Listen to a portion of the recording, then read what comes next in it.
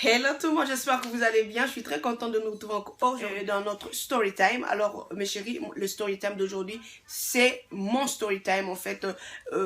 Par la grâce de Dieu, je veux vous partager mon témoignage par le story time. Donc voilà, on va faire ça comme ceci. Avant de commencer, j'ai dit coucou à tous mes nouveaux abonnés et bienvenue sur ma chaîne mes chéris. Je vous love, je vous kiffe et bisous à tous mes anciens abonnés. Et nous sommes là toujours dans la famille. Juste alors c'est parti.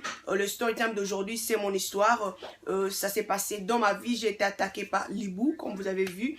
Et vraiment, je serai très courte, très rapide. Je n'aurai pas pleuré devant vous, mes chéris. Et parce que mon témoignage, en fait, la grâce de Dieu dans ma vie. Et deux fois, quand je parle de mon témoignage, j'ai envie de pleurer. Voilà. Pleurer juste pour... dire merci à Dieu en fait, c'est que Dieu a fait dans ma vie, continue à faire dans ma vie, c'est vraiment énorme. Et donc deux fois je pleure, voilà. Alors je serai vraiment très courte, très rapide, je n'aimerais pas pleurer devant vous, voilà. Alors c'était passé au Congo en fait, c'était passé au Congo, précisément à Kinshasa, à Salongo. Donc vous qui êtes de Kinshasa, vous connaissez Salongo, Sarbati bien sûr. Alors et comme je vous avais parlé et de mon témoignage, j'ai dit que Dieu avait dit à l'homme de Dieu, à cet homme de Dieu qui m'avait aidé d'accepter Christ, voilà. Alors il y avait une parole de connaissance, il y avait une prophétie qui était sortie pour dire je dois vraiment m'accrocher à Dieu, je dois vraiment m'accrocher et puis beaucoup prier dans ma vie parce que Dieu va faire beaucoup de choses dans ma vie. Et puis il avait beaucoup parlé, tu as la grâce de Dieu, tu as ceci, tu as cela, alors il faut vraiment t'accrocher et puis beaucoup prier dans ta vie. Alors du coup, avec tout ce que j'avais, comme je vous avais dit, tout ce qui s'est passé dans ma vie, je dormais pas, j'avais des insomnies, j'avais des attaques, j'avais tout cela, des oppressions et tout. Alors j'en avais tellement marre, je pouvais plus. Alors ma seule solution était de faire ce que l'homme de Dieu avait dit, donc de faire ce que Dieu avait demandé. Donc j'en avais marre. Donc pour moi c'était comme Dieu a dit que je puisse prier, beaucoup prier. Donc je dois vraiment m'y mettre et puis que cette histoire prenne fin. Donc l'histoire des attaques, l'histoire des insomnies et tout. Alors je me suis mis vraiment dans la prière, j'ai prié, je jeûnais. Donc jeûner pour moi c'était rien. Donc quand j'ai dit jeûner, donc c'est privé de la nourriture, voilà. Donc je me privais de la nourriture pour prier Dieu. J'ai veillé, j'ai fait des veillées de prière avec une amie, que mon Dieu la bénisse beaucoup, elle est en Belgique. Alors ensemble on priait à tout moment. Donc c'était chaque jour on priait, on partageait la parole et tout. Alors en priant, et Dieu m'avait fait grâce. Il y avait un frère qui m'avait proposé. Il y avait un frère qui m'avait proposé, il voulait me marier, il s'est préparé et pour venir voir mes parents, donc on m'a demandé la main. Alors pendant ce temps-là, j'étais toujours dans la prière. La grâce de Dieu a commencé vraiment à se manifester dans ma vie, donc à cause de la prière, Donc quand je dis je priais, je priais. Donc on priait, moi et cet ami-là, on passait des temps énormes dans la prière et dans nos gènes, on s'est privé la nourriture, on priait Dieu, on s'est partagé la parole, on s'est partagé la Bible et tout. Et entre-temps aussi, j'ai travaillé aussi à l'église à l'époque et tout. Alors j'ai travaillé à l'Ecodim à l'époque, à la Trinité, j'ai travaillé à l'Ecodim à la borne et c'était à la chorale que je chantais. Alors je me suis mis vraiment dans la prière intense, mes chéris. Alors Dieu a commencé à se manifester dans moi, Dieu a commencé à me parler, il a commencé à me donner des songes clairs et donc Dieu a commencé à ouvrir en fait et tous les dons il avait mis en moi, c'était maintenant visible, tous les dons étaient visibles et j'ai parlé comme ça, je peux commencer à te parler et moi je sais pas ce que je dis. Alors Dieu a commencé à utiliser même ma bouche, Dieu a commencé à m'utiliser puissamment dans la parole, voilà. Et j'avais commencé aussi à prêcher dans notre cellule qui était à Salongo, voilà. J'ai commencé à prêcher aussi là-bas. Alors la grâce de Dieu était vraiment manifeste en moi. Alors c'est arrivé à un point, un frère de l'église m'a proposé, il voulait me marier. Alors s'apprêtait maintenant pour venir voir ma famille et puis parler avec mes parents. Alors entre temps, nous toujours c'était la prière, moi toujours c'était la prière. Alors qu'est-ce que je faisais? Le frère travaillait, le frère travaillait au pétrole, en ville. Il travaillait au pétrole, il était juriste. Alors, c'est ce que je faisais. Et quand le frère va au boulot, moi, je vais aller chez eux parce qu'il habitait toujours avec ses parents. Je vais aller chez eux et puis essayer un peu d'être là avec sa maman, passer un peu de temps et tout. Alors, c'était arrivé maintenant, le jour maintenant de l'attaque. Et c'est quoi qui était arrivé? Je suis allée chez le frère. Les frères étaient éprouvés. Sa sœur aînée avait perdu son mari. Alors, toute la famille était partie au deuil. On s'est entendu avec le frère, il était au boulot. Il m'a dit non, Judith, mon nom c'est Judith en fait, mon real name c'est Judith. Alors le frère va me dire, Judith, s'il te plaît, j'aimerais que tu viennes préparer pour moi, voilà, et faire quelque chose pour moi. Quand je vais retourner du boulot, je vais manger. Alors le frère était au boulot. Il terminait le boulot à 17h, je believe, ouais. C'était à 17h, il terminait le boulot, il travaillait en ville, il était juriste. Alors, moi je suis partie, il m'a donné la clé, j'avais la clé de la maison. Alors il m'a donné la clé pour aller préparer et puis faire quelque chose pour lui. Quand il va retourner, il va manger. Alors j'étais là, j'ai fini de faire quelque chose pour le frère. Alors j'ai mis mon dos contre le mur et puis je regardais la cabine, leur cabine de courant. Je regardais la cabine et puis j'avais la Bible avec moi en fait. J'avais la Bible et je commençais à méditer. Je me suis dit bon, je fais quoi maintenant? Est-ce que je retourne à la maison ou bien je vais commencer à méditer? Je commençais à méditer, j'ai pris la Bible, j'ai médité, je sais plus le passage je méditais, mais je méditais la Bible. J'ai médité et puis entre-temps, j'ai prié. J'ai médité, j'ai prié. Et puis du coup, le Saint-Esprit va me souffler dans mon oreille pour dire, Judith, lève ta tête. Dieu me parle, je vous dirai, Dieu me parle, Dieu me montre les choses. Vous serez vraiment étonnés. Dieu me montre toujours les choses. Il me parle, donc j'entends Dieu. Dieu me parle. Et quand il me parle, c'est clair. Quand je vois clair. Donc, j'ai jamais vu quelque chose comme l'ombre, comme non, non, non. Si je veux te voir, je vais te voir. C'est toi, je te vois. Et donc, voilà, c'est comme ça, Dieu vraiment m'a fait grâce. J'ai vraiment cette grâce-là. Alors, j'ai médité la Bible. J'avais ma tête en bas comme ceci. Alors, du coup, j'attends. Judith, lève ta tête. Judith, lève ta tête. Je lève ma tête comme ceci. Il était 16h. Je me souviens, il était 16h parce que...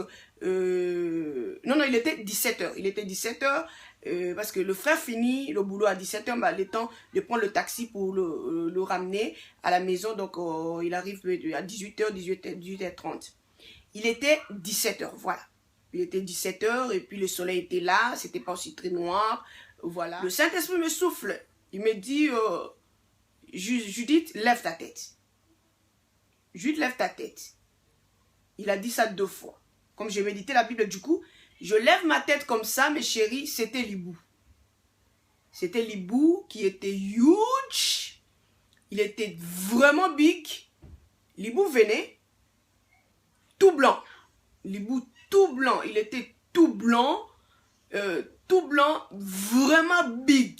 Quand je dis grand là, donc sa grandeur de manière, il va juste m'embrasser comme ça et puis il me prend. Voilà. Avec ses aisselles bien ouverts, big, il venait face à moi. Mes yeux, avec ses yeux, c'était comme ceci. J'ai crié Jésus. La suite, je ne connais plus. La suite, je ne connais plus. Donc, il était vraiment à quelques centimètres. Donc, il venait. Donc, quand le Saint-Esprit m'a dit pour la première fois, donc il avait déjà commencé à venir. La deuxième fois, il était déjà proche. Donc, c'est parce que moi, je réagis à la deuxième fois. Donc, la première fois, j'ai écouté, j'ai médité. La deuxième fois, parce que le Saint-Esprit a compris, Dieu avait compris que je faisais peut-être semblant. Donc, je croyais peut-être que c'était de la blague ou que ce n'était pas de la blague. C'était très sérieux. Alors, il m'a appelé encore pour me dire, Judith, soulève ta tête. Lève ta tête. Je lève ma tête, l'hibou était déjà là. L'hibou était là. Bien, je vous dis, bien gros. Après 2 minutes, je me vois par terre. Je me suis levé. J'ai commencé à tourner. Mais c'est quoi juste? C'est un rêve? C'est quoi? Directement, je me suis mis debout. Je suis sorti de la parcelle. Directement, je suis sorti de la parcelle. Je suis entré dans la parcelle de voisine, de leurs voisins. Donc, je suis entré. J'ai toqué la parcelle de leurs voisins. Et il y a une fille qui était là, elle était albinos, voilà. Alors, la fille vient et elle s'appelait Mamie. Donc, voilà, la fille vient, elle s'appelait Mamie, elle me connaissait aussi. Elle m'a dit, mais Judith, c'est quoi? Donc, je ne savais pas. J'ai attrapé la fille, c'était une petite fille, donc elle est une petite soeur par rapport à moi. J'ai attrapé mamie, je l'ai attrapée et je tremblais en fait. Je tremblais. Alors mamie me dit, mais Judith, c'est quoi au juste? Judith, tu as quoi? J'ai dit, mamie, tu vas pas croire ce que j'ai vu. Mamie me dit, mais Judith, tu as vu quoi? J'ai dit, mamie, je savais même pas c'est quoi je parlais. J'étais où? Je sais plus. Je l'ai attrapé avec force. Je l'ai attrapé, donc je tremblais, je savais pas c'est quoi au juste. Alors elle a insisté, il y a juste, mais c'est quoi? Parle-nous, tu as vu quoi? J'ai dit, mamie, je viens de voir l'hibou. Je viens de voir l'hibou. Elle me dit, Judith, tu rêves ou quoi? L'hibou? À 17 h, moi j'ai dit, mamie, je viens de voir l'hibou. L'hibou voulait m'attraper. Donc je me suis retrouvée par terre. Je ne sais pas c'est quoi qui est arrivé après. Et donc voilà, je me suis levée maintenant. Donc je tremblais. Je tremblais. Et puis après maintenant, elle a commencé à me dire des choses qu'elle me disait. Voilà, elle a commencé à me réconforter, me dire, Dieu ne va pas te laisser, Judith. Toi tu pries beaucoup, on sait et tout. Il faut toujours t'accrocher et tout. Donc je tremblais mes chéris, je tremblais. Et puis après maintenant, la nuit là, j'ai même pas dormi à la maison, je suis partie directement. Et vous qui êtes du Congo, donc vous connaissez l'église Bethel qui est à Limité, la première rue. Et donc à l'époque, il faisait des veillées de prières intenses. C'était chaque jour des veillées de prières. Alors je ne pouvais pas dormir et j'ai pu supporter retourner dans la parcelle. Et j'étais toujours chez les voisins avec la petite fille mamie. Alors on était ensemble. Là j'ai dit je peux plus retourner là-bas. Je reste ici et puis je vais regarder quand le frère va retourner. Donc je vais voir. Quand le frère va retourner, je vais aller et puis lui donner la clé. C'est du vécu. L'hibou m'avait attaqué. Et voilà, donc après ça, et avec la prière, avec tout.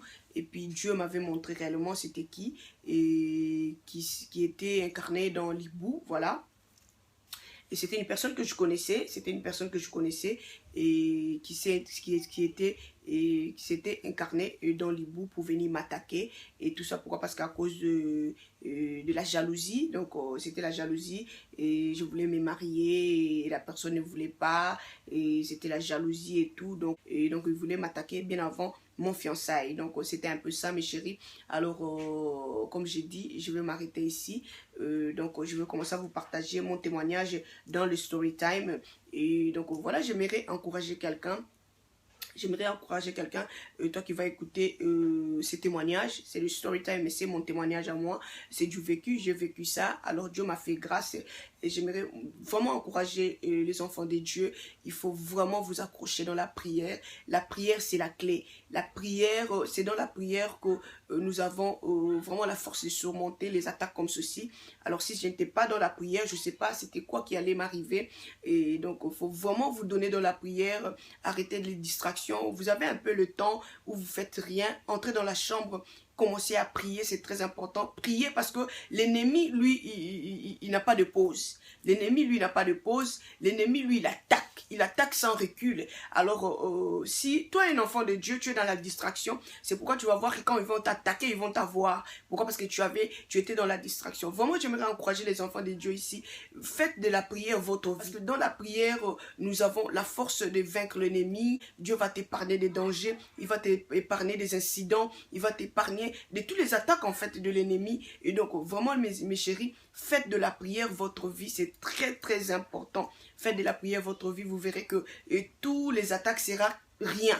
Même s'il vous attaque de quoi que ce soit, Dieu va enlever ça. Pourquoi? Parce que vous passez le temps dans la prière. Vous priez Dieu, vous demandez la grâce de Dieu. Vous demandez Dieu, vous suppliez Dieu de vous aider. Sans Dieu, on ne peut pas, mes chéris. Sans Dieu, on ne peut pas faire face aux attaques. Sans Dieu, on ne peut pas faire face à l'ennemi. Sans Dieu, on ne peut pas faire face à ceux qui veulent nous faire du mal. Voilà. Mais avec Dieu, quand vous avez Dieu, mes chéris, vous verrez que les attaques de l'ennemi, ça ne sera rien.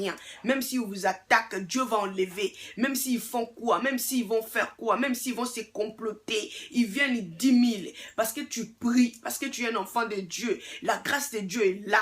Dieu est avec toi. ma chérie, tu vas être debout. Tu vas tenir debout. Et même, ils vont se dire, mais oh, mais on avait complété ceci, mais comment ça arrive pas? Ça va pas arriver. Pourquoi? Parce que Dieu est avec toi. Donc, voilà un peu, j'aimerais vraiment vous encourager à faire de la prière votre vie. Moi qui vous dis, et donc, j'ai fait de la prière ma vie. Et donc, comme je le dirai toujours, sans Dieu, je ne serai pas. Sans Dieu, je serais déjà oublié. Sans Dieu, et donc je ne sais pas ma vie allait être où.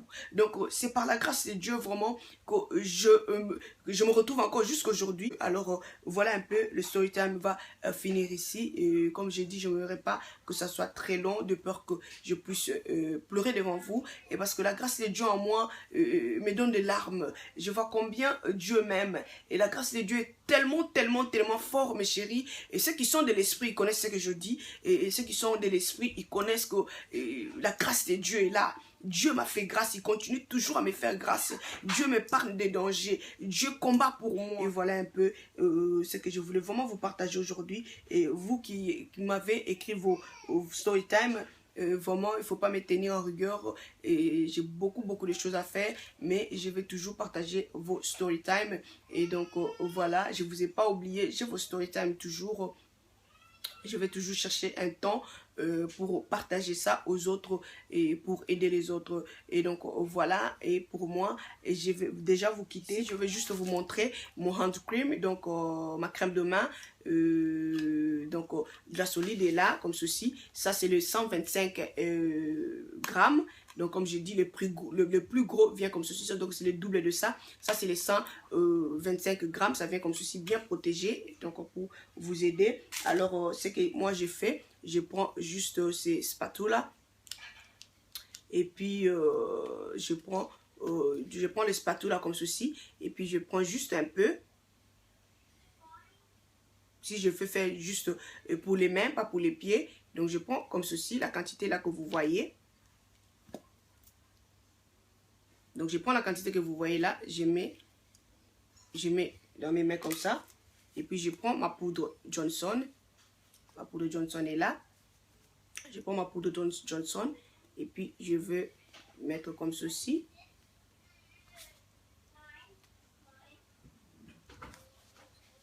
Comme ceci, ça va. Et puis, maintenant, je vais mélanger. Mélanger bien. Mélangez bien. Et puis, je vais maintenant insister comme ceci. Insister. Vous insistez dans la zone à problème. Donc, insistez dans des parties à problème comme ceci. Vous les mettez comme ceci. Et voilà. Donc, ça, c'est mon hand cream du moment. Voilà, je vais faire une vidéo où je vais vous montrer le gommage et tout, comment bien gommer et puis après appliquer le hand cream. Donc j'ai fait la vidéo, peut-être après cette vidéo je vais voir, et donc la vidéo sera là, mais ici j'ai juste montré comment j'ai fait mon hand cream. Et donc voilà, j'espère que vous avez vraiment aimé la vidéo. Si vous n'êtes pas encore abonné sur ma chaîne, abonnez-vous, je ne sais pas, cliquez ou ici ou là-bas, voilà. Donc cliquez quelque part et puis abonnez-vous et abonnez-vous aussi suivez-moi aussi sur Instagram, pourquoi pas. Abonnez-vous et pour moi je vous retrouve à très bientôt. Bye bye.